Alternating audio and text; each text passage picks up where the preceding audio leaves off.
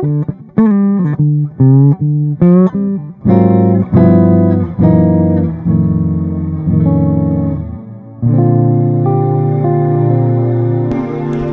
right. I'm a sensationalist. The live theme music, awesome.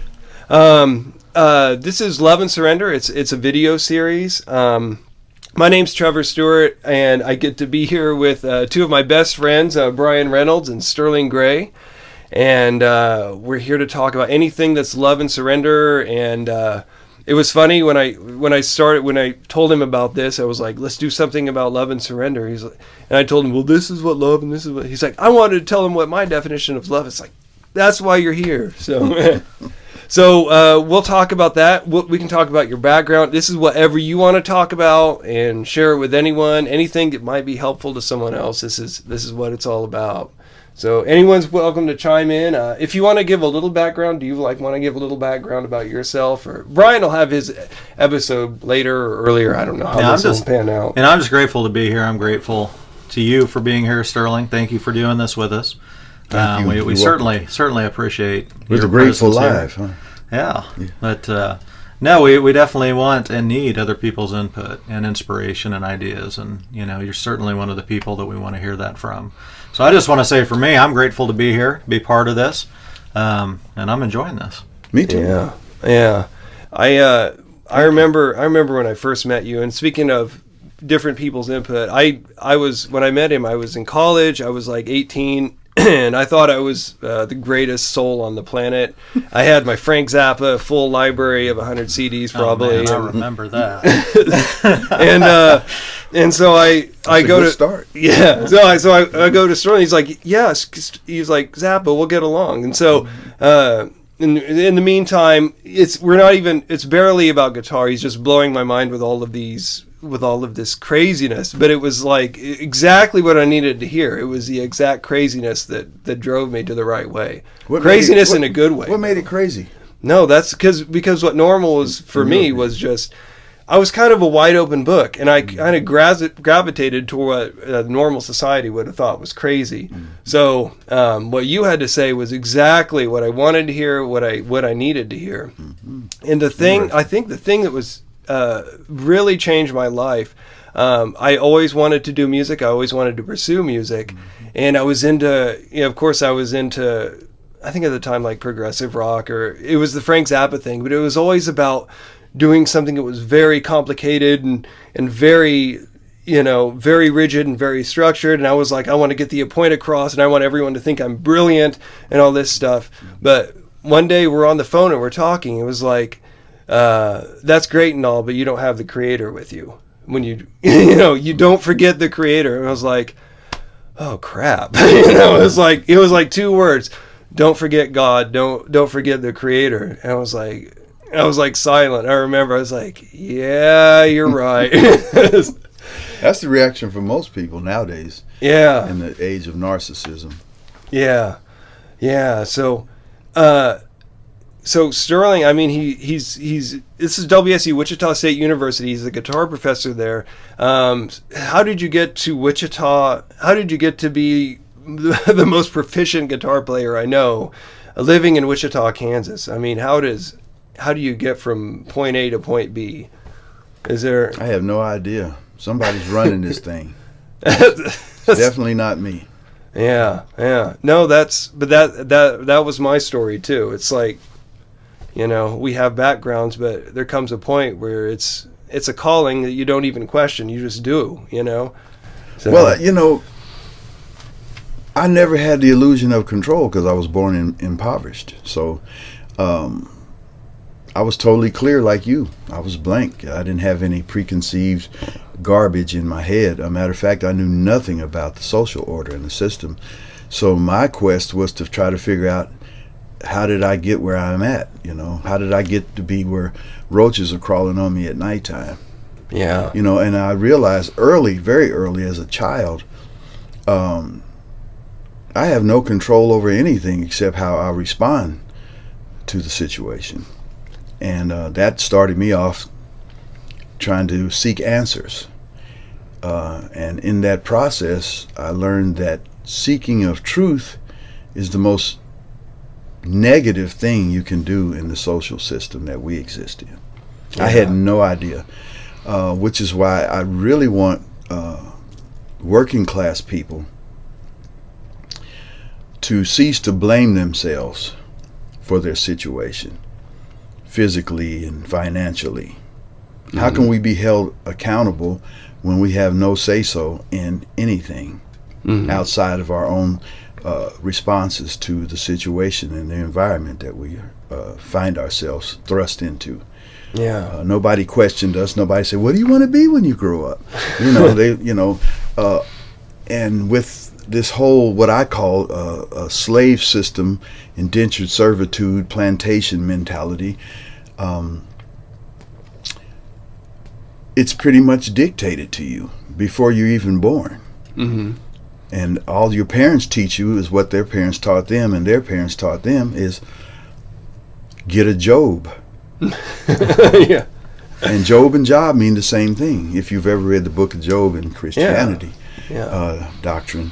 But you have to find out everything on your own. Because when you ask why of anything that is pertinent to our existence and our well-being, in my experience, I've been met with one of two reactions: shut down or extreme rage. Now, I didn't know whether they knew and I was becoming a nuisance by trying to find out what's going on, or they didn't know and they didn't want to admit that they didn't know. I don't know. I still, to this day, I don't know anything, because people have been taught to work. Yeah. They have been taught how to communicate. They haven't been taught how to understand, how to listen, how to love, how to feel. And the rare people that, naturally love and naturally emote and feel, this system has a way of punishing you. They won't tell you anything literally. You have to figure everything out, but then they try to hold you accountable and punish you because you acted irresponsibly or you went against orthodoxy. Not even knowing what the word orthodoxy means. It's very, very strange, existence, because everybody knows these things we're talking about, but everyone is frightened to talk about it, or either they're totally desensitized to it, and they suffer in silence. And they use Shakespeare quotes to make you feel like suffering in silence is a noble thing to do, and it's really harmful to your health, mentally and physically. Yeah. So that's kind of where I'm at with it. No, but if being raised in that society, and I'm sure you talked about rage, but the version of you that I know is not that person, is the person that has come to live through love and to be through love, to play through love, because that's what it is. And every time I talk to you, we always end love and light, which is beautiful. So how did you come from that point to the point that you're at now? Was there something? Was there one experience, or just an evolution of experience, or everything you said? Okay. It was one, and it was many. This is a paradox. In Western culture, they promote the concept of oxymoronic thinking. It's either this or it's that. But my DNA, which is based in African and Indian, I got a little European in me because, the slave owner did his thing. I'm evidence of that. My DNA basically tells me that truth is detrimental to a system of basic deceit and trickery. Because how can you expect a woman or a man to thrive if that's the position that they present, to thrive and be successful and be a good participating citizen when they have no information? I know. It's Let me ask this, because you're definitely centered around love. Absolutely. So when you're talking about this, how do you get to that point from what you're talking about? How do you get to that place of love? And what is your definition of love? Because in talking before we started this, I know that you said that you've got a different definition of love. And so we want to know what that is. Well, I don't mean to plagiarize or to verbally steal, but I read this in a book of female writers and women's quotes. The 7 muses that they describe as music are described as females.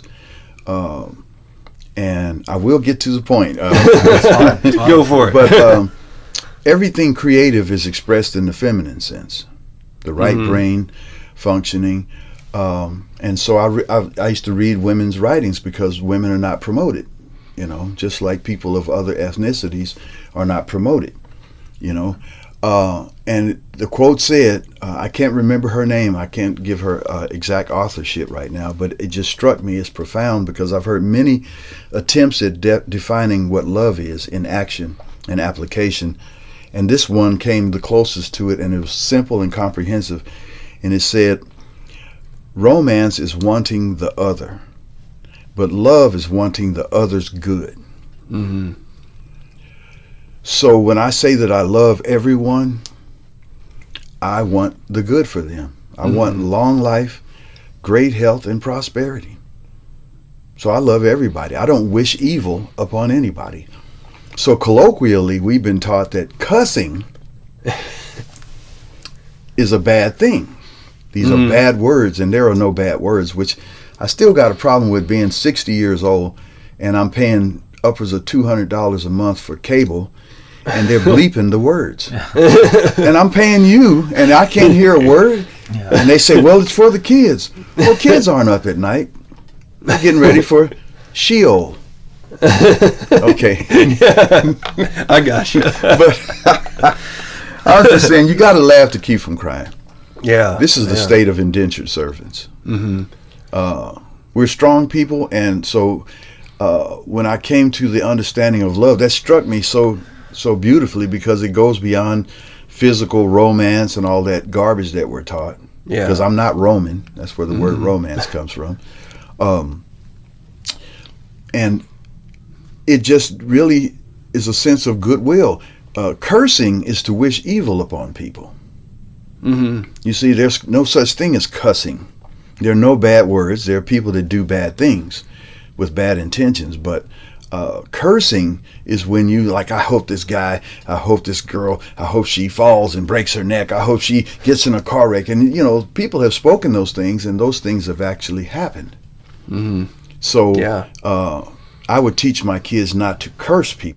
Everybody knows these things. Everybody knows we need love.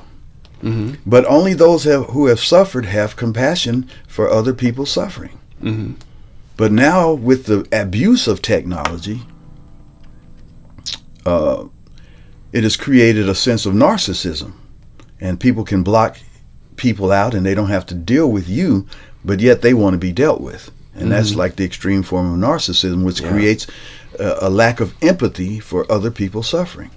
Yeah. And so that's what a basic sociopath is. And then you mix the narcissism with it, a narcissist feels no guilt about being totally self-centered. And you mix that with a sociopath who has no empathy for other people's suffering, but want everybody to feel sorry for them and to help them and to come to their aid constantly, when the real drive is not the help, but it's the attention. And I couldn't fathom that, because I come from a generation where the 60s and 70s people, we were, in my opinion, and this is all my opinion, because every time you open your mouth, it's your opinion. So you're opinionated. Well, yeah, aren't we all?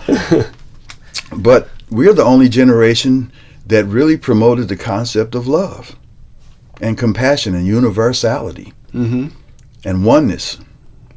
It came from that generation, and that generation was the generation that fought against the established generation of work. Yeah. All we're taught as children is work. They don't tell you about sex. They don't tell you about love, marriage, communication, friendship, honesty. They just tell you about labor. Go to school, get a good education. And then I looked up the word education. I looked up all the words that we have been taught colloquially. And education means training. So I'm very uneducated. And You're not very trainable. well, I could be if the training was transparent and based in love. Absolutely. Yeah. Wanting my good. Yeah. You know, me wanting their good. Love works. But if you're incapable of love, because a lot of times the problem, I think, you know, universally on this planet is, that's what the word university means, right? It's supposed to mean universal, Yeah. but it's kind of monoversal. But it's supposed to mean that love is supposed to mean that we want each other's good. And so you should, if that's the case, there should be no problem. Yeah. But people that the pineal gland is not really functioning, they can't resonate with love. That area of the brain is not functioning. Same with narcissists and sociopaths. That area of the brain of compassion and care is not functioning because the pineal gland is not functioning. But if your pineal gland is not functioning very well, all you got to do is do something creative. And it'll kick it in. It does. You know, I know. There's no obstacle to a functioning pineal gland, but the system is designed to destroy pineal gland functioning. Fluoride in the water, and I can go on and on and on. And I'm not mad at anybody because anger is a wasted use of energy. Absolutely. But if you do art of any kind, dance, music, poetry, speaking with the good intent to do good and wish the good for others, your pineal gland will start functioning. Plus, a really nice diet. It really helps, man, to eat some organic food and some plant-based food, you know. And the leaders know all of this. They're just too lazy. See, vanity is the problem. And that's what narcissism is. And this system is based on vanity. By the people who pineal gland is not functioning. So they can't resonate with love and empathy for other people and see others as yourself. The golden rule came from Kemet. It came from Alkebulan, Tamari, that the European named Africa. From a man, I think he was a Roman guy or something, named Africanus. And that, by the way, that was the name for Abraham Lincoln, because his mother was an African slave. The freer of black people. Oh man, but hey, but yeah, it's this. The strange thing is too, the language, the English language. We have one word to cover all of these definitions of love, and two of them really mean the opposite. And you illustrated that when we say "I want you," that is a very selfish thing. I want you as the romantic love, as to where the idea of the highest form of love, which what we were talking about, is completely the opposite, because that love is a giving thing. It's a giving of our energy, which in turn is cyclical because we receive the energy as we give it too. But so, do you mind if I add something to what you said? Please do. Kind of a slight correction. Go ahead. See, there is no level of love, in my opinion. Of the reality. There is either love or not love. Yeah, I was talking about the levels of our definition. Oh yeah, well that stuff. Yeah, you can get of course. There's love and then there's not. Idiosyncrasies, and that's the funny thing, because I've asked even English teachers what the definition of English means, and they don't know. They never took the time to look it up. It's just an assumed, colloquialism, but it means Anglo. Absolutely. See, the whole system is monocultural, and everybody knows that. But they keep us so bereft of truth and information because all we're raised for, and nobody will tell you that either, is work. That's all we're here for. That's right. But yeah, so love is a non-entity for that. I think it's a total entity. I think it's the only for that agenda. For entity. that agenda, yeah. For what we're talking about, yeah. Agendas have nothing to do with truth. I got it. I'm nothing without my pick, man. Yeah, it's a nice pick. Well, that's the name they do use for labor, for the pickaxe. Yeah. But anyway, everything's about work in our lives. Yeah. And what is really odd to me, in my 60 years of living. I love being 60. I never had a fear of getting old because the basic atoms of our body are billions of years old. And our souls, oh, there I go. See, European culture and educational system doesn't talk about non-tangibles, which is the whole problem with love. Mm-hmm. Because when you say wanting the other, we're talking about your physical body. Right. Now, what's funny is the Orthodox Christians will say, I hope that when I die, I go to heaven and I don't go to hell. Well, if you believe you're a body, then when you die, you ain't going anywhere. The ground. Just little simple stuff that we just take for granted because we're so busy working. See, the reason why, in my opinion, once again, that people in general, the working class people, cannot reach the level of understanding and overstanding of anything is because they're too damn tired from working. Mm-hmm. And I mean, every day since you're 13 or 14 years old. And it's not just the work. That's another thing I found out. See, when you're an artist, you're weird because you don't think like everyone else. You don't accept it without question. Right. And to be an artist means to question, to seek truth, to seek beauty. And they won't tell you anything. They won't tell you anything but get a job. The way to enrage your parents is ask them a question that's not work related. And it's just horrific.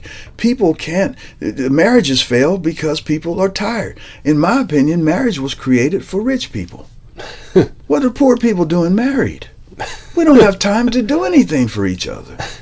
We're too tired. We come home, we jam some cheap, crappy food in our systems, and we sit there and zone out on this crappy television.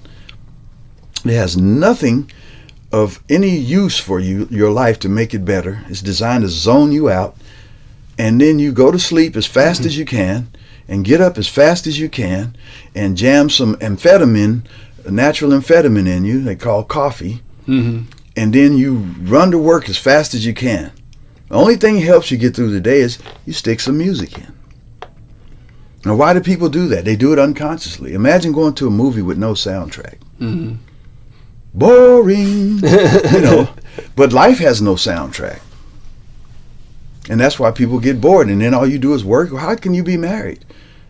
You can't even make love to your spouse because you're too tired. You can't spend time with the kids because you're too tired. I never got to really talk with my mother, and a single mother too. Yeah. The men are taught, make those babies, show your potency, but don't take care of them, don't teach them anything, go make some more babies. And that all comes from slavery, and the women, they're left taking care of the kids by themselves financially. You can get a check from the welfare if you don't have a man. I remember the days when a social worker used to come in and inspect everything to see if there was evidence of a man. And if there was a pair of shoes or something, a man's shoes, they would cut your check off.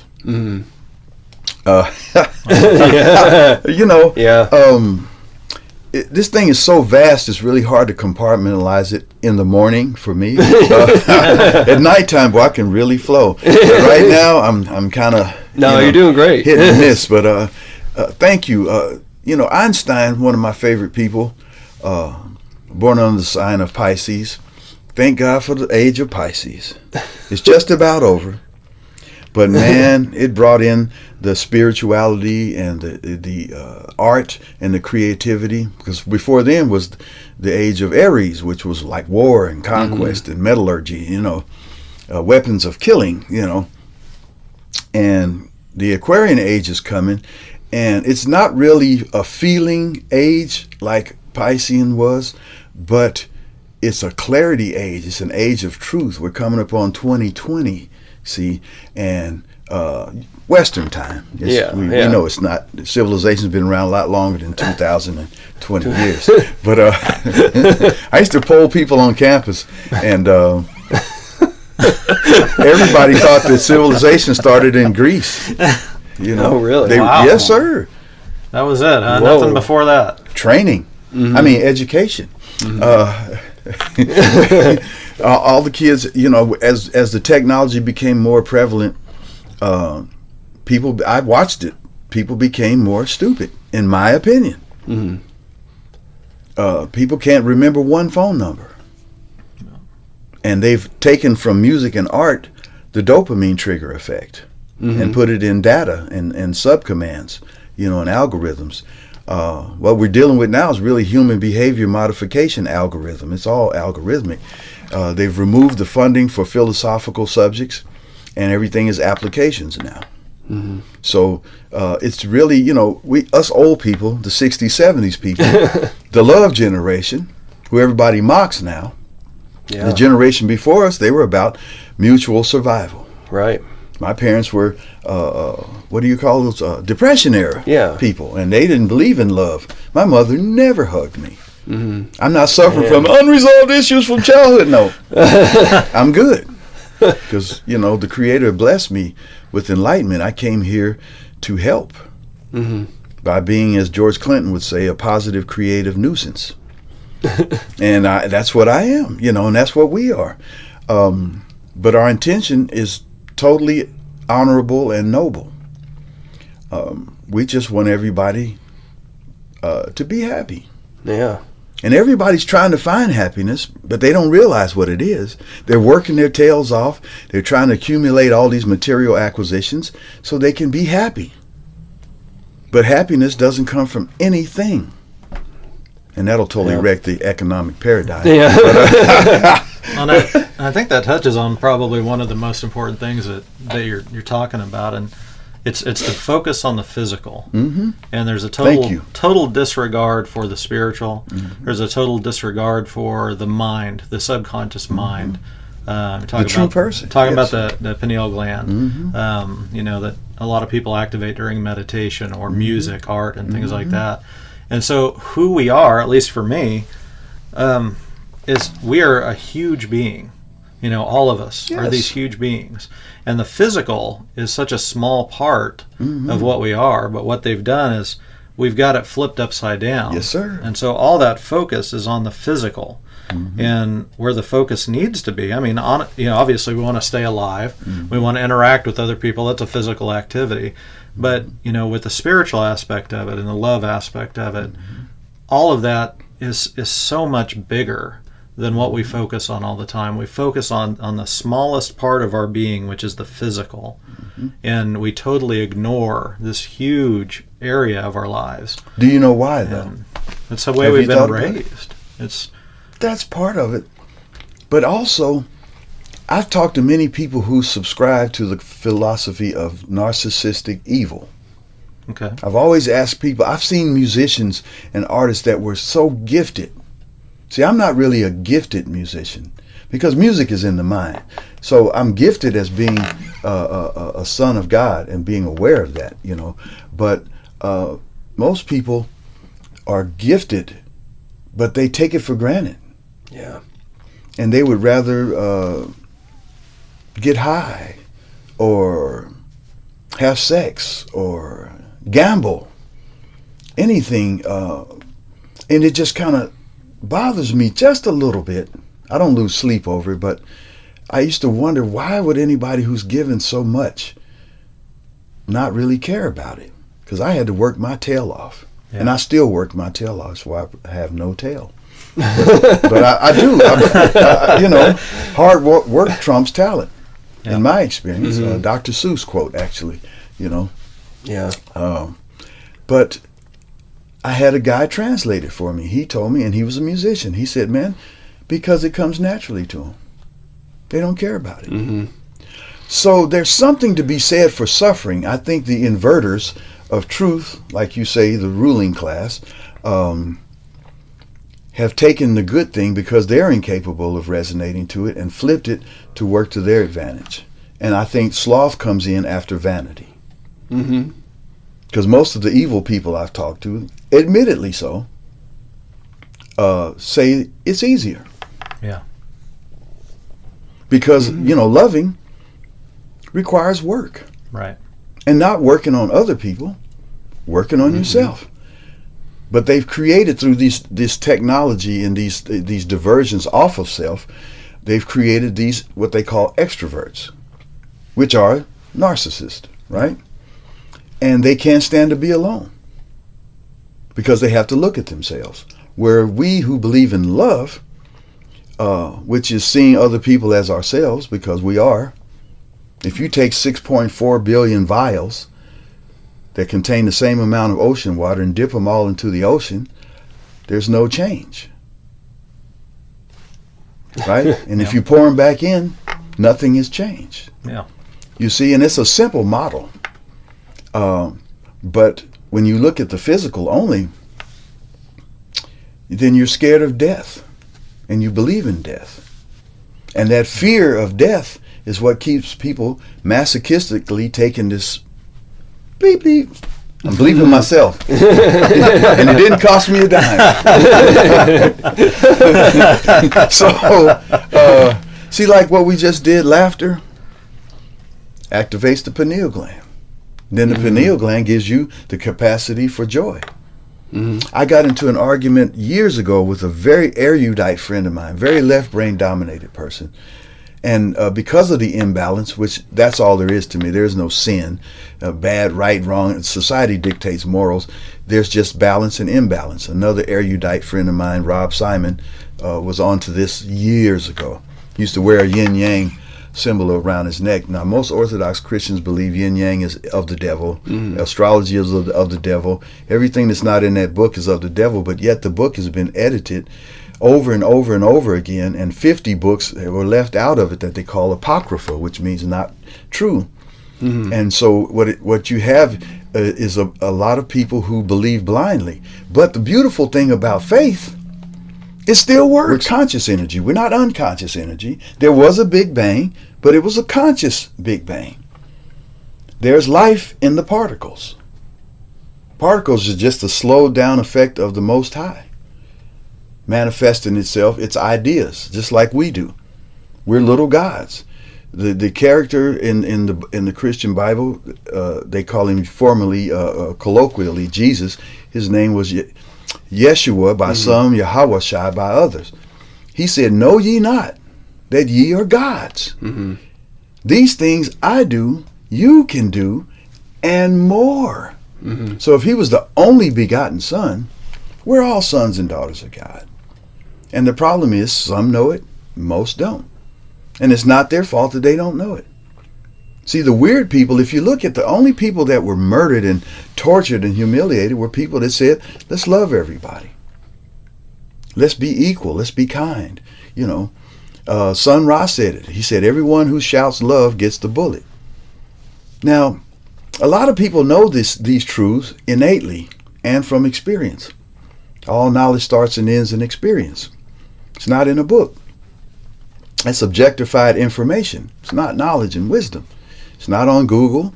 It's inside of you. It's in your DNA. And you can unlock it through doing loving, creative things. Kindness is really its own reward. And so all we got to do, if you want to be happy. There was an Indian lady, she had so many death threats because she was promoting the concept of happiness. She wanted all people, her prayer for everyone was to find happiness. We talked in the car coming over here, and you said yourself that I try to help people think on a better, more expansive level so that I don't have to deal with their ignorance at some point. You know? And if when a person does something insensitive and rude and hurtful to you, it's because they're in darkness and they need more light. That's why I always say love and light. That's what guru means, dispeller of darkness. Yeah. Darkness is what's the word for it? A euphemism for ignorance. Yes. And the Buddhists say the whole problem with people is ignorance. So, us rare people that come here as children knowing that, hey, why are you unhappy? Aren't children beautiful? I didn't really come to this full knowledge until I was blessed with a grandson. Oh man, that's why I like being old. Because he just came from where I'm getting ready to go. Yeah. Now, here's the question I would really like to pose to you and everybody. This amazes me. When that guy Look first... over there. Ask all. Oh, okay. Ask everybody. Yeah, you're gonna Ask ask everybody. Yes. Ask everybody. To all friends, Romans, countrymen. No. This guy came home from the hospital, just came out of the inside of another human being, which is totally unfathomable to me.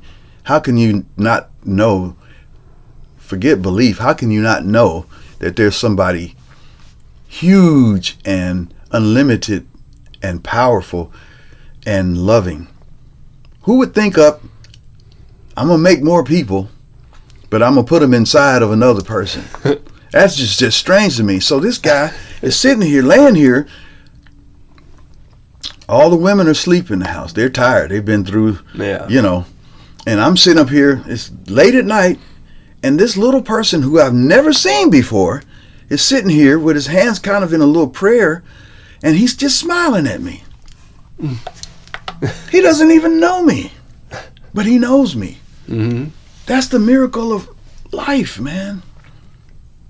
And how can you take that beautiful soul and make a plan for it to totally destroy its life so that you don't have to work? That is unfathomable to me. That little man opened up my heart on a level I never knew was possible. I thought I really had it together, but when he came in, he never said a word. He just sat there and smiled and beamed love at me. And he doesn't know me. He just came out from inside of somebody else. So how can you say there's not a soul? There's nothing else besides what you can see and touch. That's it's unbelievable to me. It's not even rational. Energy, conscious energy, call it soul, spirit, whatever. And everything, the same energy that's in a roly-poly and in a bird and in a cat and in a lion and in an elephant and whatever life, a mosquito, that energy that makes that physical body move and do what it does in its processes is the same energy in us. Mm-hmm. Only difference is we're a little bit more aware of it. Because I've understood that we're 99% animal and 1% consciousness. Just 1%. Talk about qualitative. Man, this thing is unbelievable. Suffering is necessary in the physical world. Because what it does is it takes your mind off of looking at yourself as a physical being. Because love is non-tangible. All the things that people are working hard to gain are non-tangibles. Happiness, peace of mind, quiet, understanding, wisdom, kindness, those are non-tangibles. Money can't buy those things. The Beatles said it a long time ago. Oh man! So Speaking of work, I got to get to work. I Actually, understand. And thank you. No, thank I you. appreciate Thank you you. so much for doing this. Because, you made it possible. Oh well, you made it And possible. you're still an by showing artist up. too, on top of it. We got to. You do it. We do it. He does it. Yes, sir. That's we do what we do. Yes, sir. But we do it by belief in what we can't see. Yeah, And absolutely. then after a while, when you get old enough and it keeps happening and all your problems keep getting solved invisibly, Yeah, you get beyond belief, because we're more feeling than we are visual. So. Feeling is everything. Mm-hmm. Absolutely. Can you imagine doing anything without feeling? I know. it's like being dead inside. Well, that's why they tell doctors, I had a young student who was a straight A student in college, and this guy was sharp, but he failed the test to be accepted into med school. Mm. And he asked me why. He was really hurt and really angry, and I said, because you have no compassion. Oh, you have to. You have to. Yeah. Even though doctors suffer from compassion fatigue. Oh, absolutely. But you got to have it. Mm-hmm. People will die and won't convalesce if you don't show them love. That love energy is absolutely everything. It is. That's why God is described as love. That's the key to it all. Absolutely. Yeah.